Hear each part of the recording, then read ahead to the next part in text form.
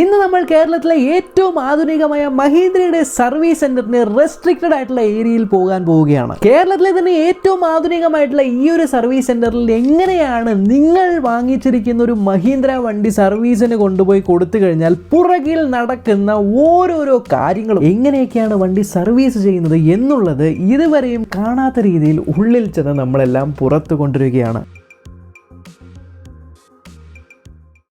ഇതെല്ലാം തുടങ്ങുന്നത് കസ്റ്റമറിന്റെ കയ്യിലിരിക്കുന്ന M4U എന്ന് പറഞ്ഞ ആപ്പിലൂടെയാണ്. നിങ്ങൾക്ക് വേണ്ട ദിവസം വേണ്ട സമയത്തുള്ള സ്ലോട്ട് നിങ്ങൾ ബുക്ക് ചെയ്യാം. ബുക്കിംഗ് കൺഫേം ആയ ശേഷം നിങ്ങൾ ഡെഡിക്കേറ്റഡ് ആയിട്ടുള്ള ഒരു സർവീസ് അഡ്വൈസർ വിളിച്ച് നിങ്ങളുടെ വണ്ടിക്ക് എന്തൊക്കെയാണ് പ്രശ്നങ്ങളുള്ളത്, എന്ത് തരം സർവീസാണ്, ഇത്തരത്തിലുള്ള സകലമായ കാര്യങ്ങളും ചോദിച്ചറിഞ്ഞ ശേഷം നിങ്ങളുടെ അപ്പോയിന്റ്മെന്റ് കൺഫേം ആക്കുകയും നിങ്ങൾ ഡയറക്റ്റ് ആയിട്ട് മഹീന്ദ്രയുടെ സർവീസ് സെന്ററിലേക്ക് ചെല്ലുകയും വേണം. സർവീസ് സെന്റർ എത്തുന്ന ആ ഒരു നിമിഷം തന്നെ നിങ്ങൾക്ക് വേണ്ടി സെക്യൂരിറ്റി അവിടെ കാത്തിരിക്കുന്നുണ്ട്. കാരണം അദ്ദേഹത്തിന്റെ കയ്യിൽ ഓൾറെഡി ഈ ഒരു ഇൻഫർമേഷൻ ഉണ്ട്. സെക്യൂരിറ്റിയുടെ കയ്യിലുള്ള ആപ്ലിക്കേഷനിൽ നിങ്ങളുടെ വെഹിക്കിളിന്റെ കാര്യങ്ങളെല്ലാം എൻ്റർ ചെയ്ത ശേഷം നിങ്ങൾ ഗേറ്റിൽ ചെക്ക് ഇൻ ചെയ്തിരിക്കുകയാണ്. നേരെ ഉള്ളിലേക്ക് പോകാം.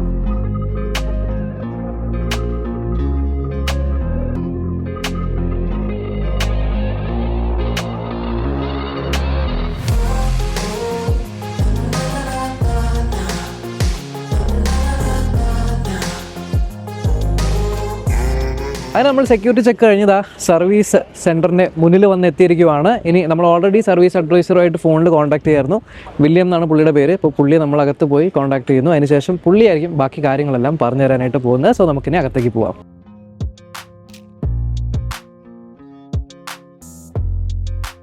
സെവൻ സർവീസ് ബുക്ക് ചെയ്തിട്ടുണ്ട്. അപ്പോൾ വില്യംസ് എന്നെ കോൺടാക്ട് ചെയ്തായിരുന്നു. ഇതാണ് മിസ്റ്റർ വില്യംസ്. ഇപ്പോൾ പുള്ളിയായിട്ട് പരിചയപ്പെട്ടു. ഇനി അടുത്ത സ്റ്റെപ്പ് എന്താണ് നമ്മുടെ സർവീസിൽ? നമുക്ക് വണ്ടി ജസ്റ്റ് ചെക്ക് ചെയ്യാം. ഓക്കെ. സോ നമ്മൾക്ക് അസൈൻ ചെയ്തിരിക്കുന്ന ഈ ഒരു സർവീസ് അഡ്വൈസർ നമ്മളോട് എങ്ങനെയൊക്കെയാണ് എന്തൊക്കെയാണ് കാര്യങ്ങൾ നമ്മൾ ഈ ഒരു സർവീസിൽ ചെയ്യാൻ പോകുന്നതെന്നും കസ്റ്റമറിന് എന്തെങ്കിലും ബുദ്ധിമുട്ടുകൾ ഉണ്ടെങ്കിൽ ആ കാര്യങ്ങളെല്ലാം തന്നെ വിശദമായിട്ട് നോട്ട് ചെയ്യുകയും ചെയ്യും. കൂടാതെ വണ്ടി കൊണ്ട് കൊടുക്കുന്ന സമയത്ത് എന്താണ് വണ്ടിയുടെ സ്ഥിതി എന്നറിയാനായിട്ട് പല ആംഗിളിൽ നിന്നും പല ഫോട്ടോസും നമ്മൾക്ക് ഇവിടെ എടുക്കുന്നത് കാണാനായിട്ട് പറ്റും. അങ്ങനെ വണ്ടിയുടെ പല ആംഗിളിലുള്ള ഫോട്ടോസ് എടുക്കുകയും പിന്നെ ബോണറ്റ് തുറന്ന് അതിനകത്ത് എലിയോ മറ്റോ കയറിയിട്ടുള്ള പോലത്തെ ഡാമേജുകൾ കാണുന്നുണ്ടോ, ബാറ്ററിക്ക് എന്തെങ്കിലും ഇഷ്യൂസ് ഉണ്ടോ, ഇത്തരത്തിലുള്ള പ്രിലിമിനറി ചെക്കുകളെല്ലാം ചെയ്യുകയും അതിനുശേഷം നമ്മുടെ ഫീഡ്ബാക്കുകളെല്ലാം ചോദിച്ച് ഇതൊക്കെ കൃത്യമായിട്ട് അവരുടെ ടാബിനകത്തേക്ക് എൻ്റർ ചെയ്യുകയുമാണ് ചെയ്യുന്നത്. അങ്ങനെ അവരുടെ ടാബിൽ നിങ്ങളുടെ വണ്ടിക്ക് ഒരു റിപ്പയർ ഓർഡർ ഓപ്പൺ ആവും. സോ ബേസിക്കലി ഇപ്പോൾ നമ്മുടെ സർവീസ് അഡ്വൈസർ നമ്മളോട് ഇതിനെക്കുറിച്ചുള്ള പ്രിലിമിനറി ചെക്കും കാര്യങ്ങളൊക്കെ ചെയ്തു. അതിനുശേഷം നമ്മൾക്ക് വണ്ടിക്ക് എന്തെങ്കിലും കംപ്ലൈൻറ്റ് ഉണ്ടോ എന്നുള്ള കാര്യം ചോദിച്ചിട്ടുണ്ട്. നമ്മൾ ഈ പറഞ്ഞ ഫീഡ്ബാക്കുകളും കംപ്ലൈൻറ്റുകളെല്ലാം ഉടനെ അവിടെയുള്ള ഫ്ലോർ ക്വാളിറ്റി കൺട്രോളറിന്റെ മൊബൈലിലേക്ക് വരുന്നതായിരിക്കും. നമ്മൾ വണ്ടിക്ക് റണ്ണിങ്ങിൽ ചെറിയ സൗണ്ട് കേൾക്കുന്നുണ്ടെന്നുള്ള കാര്യം പറഞ്ഞായിരുന്നു. അപ്പോൾ അത് എന്താണ് എന്നറിയാൻ വേണ്ടി നമ്മുടെ കൂടെ മിസ്റ്റർ ജോബി ഉണ്ട്.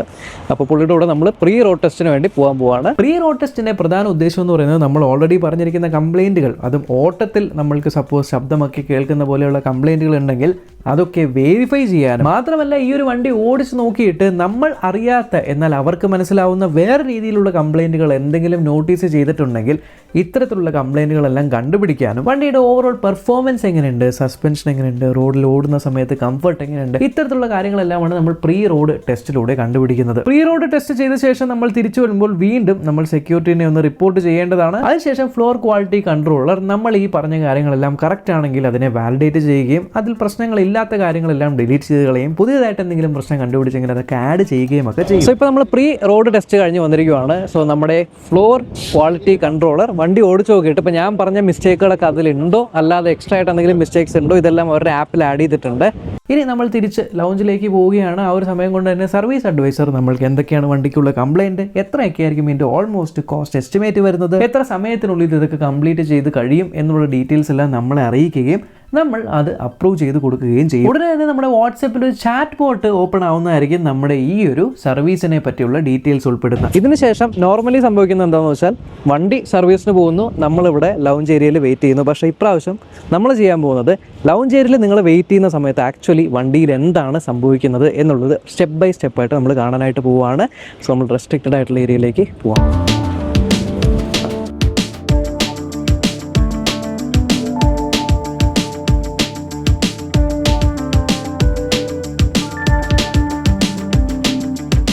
ഈ കാര്യങ്ങളെല്ലാം കസ്റ്റമറിനെ അറിയിച്ച് അപ്രൂവൽ കിട്ടിയ ശേഷം ഉടനെ തന്നെ അവരുടെ സിസ്റ്റത്തിൽ ഇത് അപ്ഡേറ്റ് ആവുകയും ഒരു ടെക്നീഷ്യനെ അസൈൻ ചെയ്യുകയും കൂടാതെ വണ്ടിക്ക് ഒരു ബേ അഥവാ എവിടെ വെച്ചാണ് സർവീസ് ചെയ്യേണ്ടത് എന്നുള്ള ഏരിയ അസൈൻ ആവുകയും ചെയ്യും. അങ്ങനെ നമ്മുടെ വണ്ടി കൊണ്ടുവരികയും ആ ഒരു ബേയിൽ തന്നെ കൊണ്ട് കൃത്യമായിട്ട് പാർക്ക് ചെയ്യുകയും അതിനായിട്ട് അസൈൻ ചെയ്തിരിക്കുന്ന ടെക്നീഷ്യൻസിനോട് എന്തൊക്കെയാണ് അതിൻ്റെ മിസ്റ്റേക്കുകൾ എന്നുള്ള കാര്യങ്ങളെല്ലാം പറയുകയും അവർ വണ്ടി സർവീസിന് വേണ്ടി ഉള്ള രീതിക്ക് തയ്യാറാക്കുകയും ചെയ്യുന്നതായിരിക്കും. സർവീസ് ചെയ്യുന്ന സമയത്ത് വേറെ പ്രശ്നങ്ങളൊന്നും വരാതിരിക്കാനായിട്ട് എല്ലാ രീതിയിലും പ്രൊട്ടക്ഷനും കാര്യങ്ങളൊക്കെ അവർ ചെയ്ത ശേഷം വണ്ടി പ്രിലിമിനറി ആയിട്ട് ഒന്ന് ലിഫ്റ്റ് ചെയ്ത് ഇൻസ്പെക്ഷനും കാര്യങ്ങളൊക്കെ ചെയ്യുന്നതായിരിക്കും. ആൻഡ് റെഗുലർലി ഈ ഒരു സർവീസിന് ചെയ്യുന്ന ബേസിക് ആയിട്ടുള്ള റൊട്ടീൻ ചെക്കപ്പുകളും നമ്മൾ പറഞ്ഞിരിക്കുന്ന കംപ്ലൈൻറ്റുകൾ ഉണ്ടെങ്കിൽ ആ ഒരു കംപ്ലൈൻറ്റുകളെല്ലാം എന്തൊക്കെയാണെന്നും അത് കണ്ടുപിടിച്ച് എങ്ങനെയൊക്കെ റെക്ടിഫൈ ചെയ്യാനായിട്ട് പറ്റും എന്നുള്ള രീതിക്കുള്ള റിപ്പയറും കാര്യങ്ങളെല്ലാം തന്നെ ഈ ഒരു ഏരിയയിലാണ് നടക്കുന്നത്. സോ കൃത്യമായിട്ട് വണ്ടിയെ പറ്റി നല്ല വിവരമുള്ള സ്കിൽഡ് ആയിട്ടുള്ള ടെക്നീഷ്യൻസ് ആണ് ഈ ഒരു മഹീന്ദ്രയുടെ സർവീസ് സെന്ററിലുള്ളത്. അവരെല്ലാ പാർട്സും കാര്യങ്ങളെല്ലാം അനലൈസ് ചെയ്ത് എന്തൊക്കെയാണ് ഇതിലുള്ള മിസ്റ്റേക്കുകൾ എന്നൊക്കെ കണ്ടുപിടിച്ച് റെക്ടിഫൈ ചെയ്യുകയും കൂടാതെ ഇഷ്ടംപോലെ ഇലക്ട്രിക്കൽ കോമ്പോണൻസ് ഉള്ള ഒരു വണ്ടി ആയതുകൊണ്ട് തന്നെ ഇതിനകത്തുള്ള MCUം കാര്യങ്ങളെല്ലാം എങ്ങനെയാണ് പ്രവർത്തിക്കുന്നത് എന്നെല്ലാം അറിയാനായിട്ടുള്ള ഇവരുടെ IoT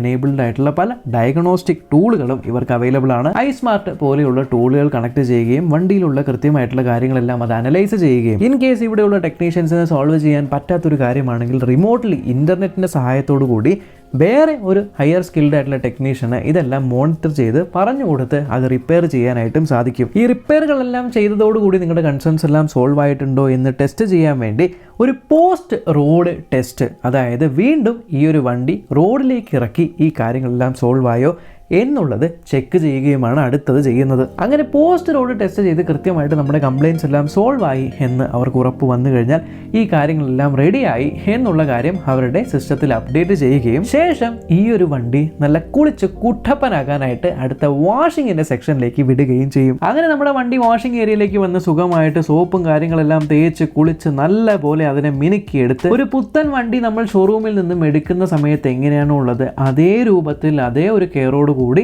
ഇവിടെ ഉള്ളവരെല്ലാം അത് ക്ലീൻ ചെയ്ത് നമ്മുടെ വണ്ടി തിരിച്ച് വീട്ടിൽ കൊണ്ടുപോകാനുള്ള രൂപത്തിലേക്ക് കൊണ്ട് എത്തിച്ചു തരുന്നതായിരിക്കും. ആൻഡ് ഫൈനലി ഒരു ക്വാളിറ്റി ചെക്കും കൂടി ചെയ്ത ശേഷം വണ്ടി റെഡിയാണ് എന്നുള്ള കാര്യം അവർ സിസ്റ്റത്തിൽ അപ്ഡേറ്റ് ചെയ്യും. ഈ സമയം മുഴുവൻ നമ്മൾ പേഴ്സണൽ സർവീസ് റിസപ്ഷന്റെ ലൗഞ്ചിലിരുന്ന് TV ഒക്കെ കണ്ടിരിക്കുന്ന സമയത്ത് ഇതാ നമ്മുടെ ഫോണിലേക്ക് വന്നു കഴിഞ്ഞു, നമ്മുടെ സർവീസ് കഴിഞ്ഞു എന്നും ഇത്രയാണ് എമൗണ്ട് അടയ്ക്കേണ്ടത് എന്നുള്ള ഡീറ്റെയിൽസ് എല്ലാം ഉടൻ തന്നെ നമ്മുടെ സർവീസ് അഡ്വൈസർ നമ്മളോട് വരികയും നമ്മുടെ വണ്ടിയുടെ വർക്ക് കഴിഞ്ഞിരിക്കുകയാണ്, ഇതാണ് നമ്മുടെ ബില്ല് ആൻഡ് ആ ഒരു ബില്ലിൽ കൃത്യമായിട്ട് എന്തൊക്കെ കാര്യങ്ങളാണ് മാറ്റിയിരിക്കുന്നത് എന്നെല്ലാം നമ്മൾക്ക് വിശദമായിട്ട് പറഞ്ഞു തരികയും ശേഷം നമ്മൾ ബില്ലിംഗ് കൗണ്ടറിൽ ചെന്ന് ക്യാഷ് ഒക്കെ അടയ്ക്കുന്നു. ഇനി നമ്മുടെ വണ്ടി തിരിച്ച് വീട്ടിൽ കൊണ്ടുപോകാനായിട്ട് റെഡിയാണ്. സോ നമ്മളെ അസിസ്റ്റ് ചെയ്യാനായിട്ട് അവിടെ വേറൊരു സ്റ്റാഫുണ്ട്.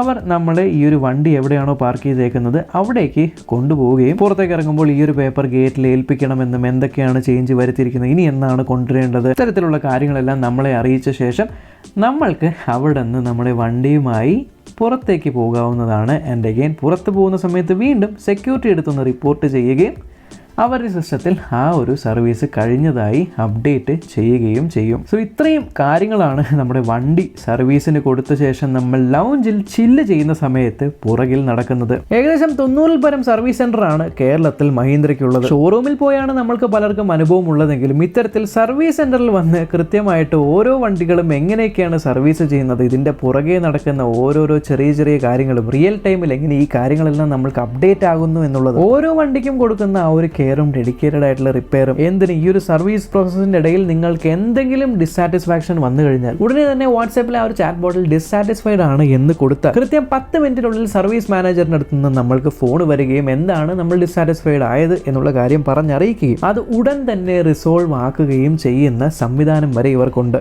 ആൻഡ് ഇതാ കൃത്യമായിട്ട് അവരുടെ M4U ആപ്പിനകത്ത് എന്താണ് ഇന്ന് ചെയ്ത പണി എന്നുള്ളത് ഇവിടെ അപ്ഡേറ്റ് ആയിട്ടുമുണ്ട്. സോ ഡെഫിനറ്റ്ലി സർവീസ് നോക്കി നിങ്ങളൊരു വണ്ടി എടുക്കാൻ പ്ലാൻ ഇടുന്നുണ്ടെങ്കിൽ എന്തായാലും ഞാൻ പേഴ്സണലി കണ്ട് അറിഞ്ഞ ഈ ഒരു അനുഭവത്തിലൂടെ പറയാം, മഹീന്ദ്രയുടെ വണ്ടി അവരുടെ സർവീസും ഡെഫിനറ്റ്ലി എനിക്ക് റെക്കമെൻഡ് ചെയ്യാനായിട്ട് പറ്റും. സോ ഇത്രയേ ഉള്ളൂ ഇന്നത്തെ വീഡിയോ. അടുത്ത വീഡിയോയിൽ കാണാം. Bye bye.